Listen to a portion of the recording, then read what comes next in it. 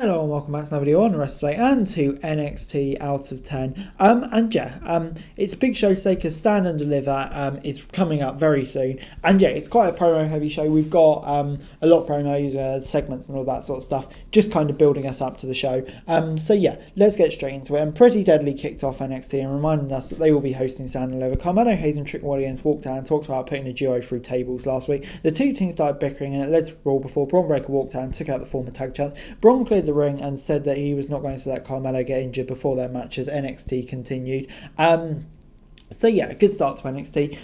Obviously set out the main event for later on with Braun and Carmelo teaming. I don't know. I feel like we're seeing this a lot in WWE at the moment with people teaming just before their match. Personally, I'm not a massive fan of it. But two kind of baby faces here. It's fine. And yeah, hopefully we'll get more build to that next week and in the main event when we'll come into it. But yeah, Pretty Deadly hosting it. I think they're really great in that role as well. So on the whole, there were some convoluted bits, but not a bad start to NXT this week. Our first match was Indy Hartwell versus Tiffany Stratton. Indy took a lariat early before Stratton got off suplex for a near fall. Indy came back with a few strikes and sent her into the corner before getting a handspring elbow. Stratton got a big double stomp before Hartwell hit a suplex for a big boot for a near fall. Indy dodged a big dive and hit a spine buster before she was dragged down from the ropes. Stratton hit a Death Valley driver senton and moonsault for the win. And yeah, get a 6 out of 10 from me. Good to see Stratton in the match.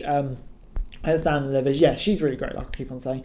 So yeah, definitely deserving of it. Shame for Indy to miss out. But yeah, I think the right was in her hair and it wasn't a bad match. Gallus and the Creed brothers then had a few games of darts at the pub and had two teams that ended up in a tie. The Creeds then proposed a match to settle the score and Gallus agreed. Tony D showed up as Stacks soon after and said they had a business together as NXT continued. Intriguing. Gigi Dolan was backstage and said she was not sorry for injuring JCJ and wanted her to watch from home as Dolan wins the ladder match at Stand and Deliver. Tiffany Stratton showed up to tell her she had an epiphany that Dolan would not win the match. And yeah, I'm really liking the dynamic with all that. And yeah, when JC comes back, it's going to be even better. But yeah, good storyline building in between. Wesley was out next and talked about his recent Open Challenge and said he wanted to be a worthy champ. Lee said he was out to pick the 4 competitors for his title at Stand and Deliver, and newcomer Dragon Lee walked out to sign up for it. Wesley said he'd been following Dragon Lee's career and added to him in the car. JD McDonough came out and said he was sick of their whining and wanted them to watch him beat up Ilya Dragunov in the next match.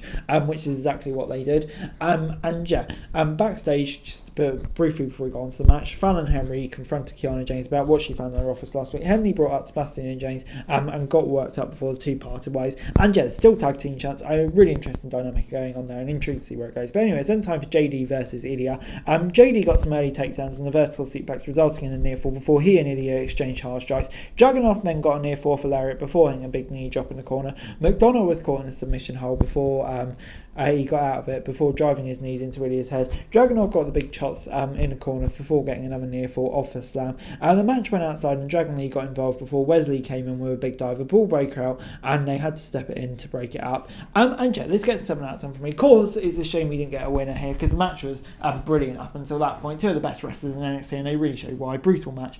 But yeah, they're all going to be added to the North American title match. One other person as well. And yeah, I can't wait for that. It's going to be such a good match. Probably will steal the show. 4 competitors looking good. And yeah, intrigued to see who's going to be the next one. But yeah, great match and great segment involving Dragon Lee too.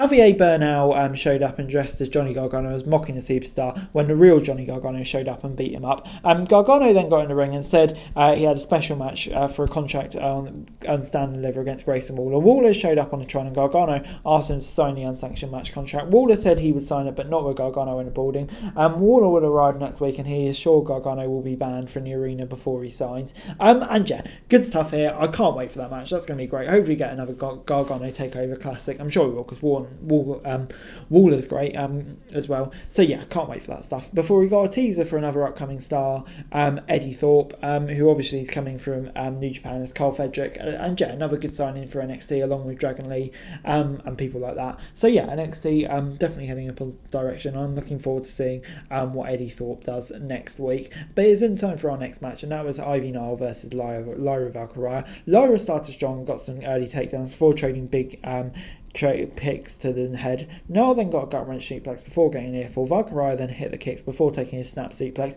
Niall went for the dragon sleeper, but Lyra countered and hit a German suplex with a roundhouse kick, but picking up the win. And yeah, good win for Lyra. I'm enjoying what she's doing at the moment. So yeah, I get 6 out of 10 from me. The result was never in doubt. The match wasn't incredible or anything like that, but you know, it's solid enough. So yeah, I get 6 out of 10. Isla Dawn and Alba Fire then attacked Fallon and Henry backstage, and Kiana James came out to fight them off. After Dawn and Fire retreated, James asked Henry not to say anything to Brooks and Fallon, and they agreed. And yeah, intriguing storyline. I'm really liking the Dawn and Fire stuff. It's really going on me. So yeah, this is good stuff. Wesley was then out talking out of the arena when he was stopped by Jinder Mahal, Dijak, and then Devake. So all of them wanted to spot in a stand and deliver title match, and we're getting a battle royal next week to determine who it be. And yeah, intrigued to see who it is. Chase U and the Schism were then having some sort of debate about education, and Duke Hudson seemed less than enthusiastic about defending his stable. Theo was overly enthusiastic, while Gacy didn't even let Andre Chase speak. Tyler Bate volunteered to give a motivational message. Winning the debate, Chase U and Tyler challenged Schism to a match, but Gacy refused at first. Duke said they will be the future of the school on the outcome of the match, and Stan Liver and Gracie finally agreed, while the rest of Chase U was shocked. And yeah, I wonder if that's where the turn's coming. It's a bit of a weird segment, but you know, it set out really well. Tyler Bate in there is very interesting, and I think this might be the time where we finally see Duke Hudson leave Chase U, and Ava Rain getting in the ring for the first time as well. So yeah, lots of interesting stuff in that match. I'm looking forward to it.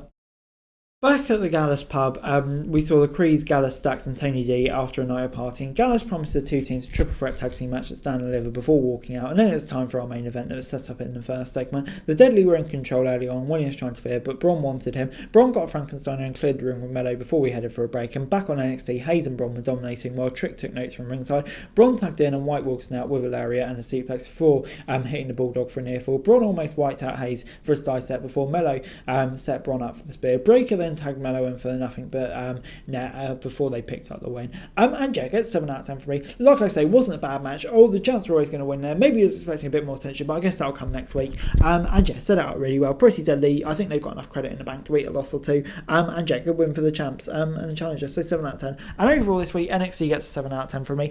Yeah, I thought it was a good episode of NXT this week. Like I said at the beginning, very promo based this week.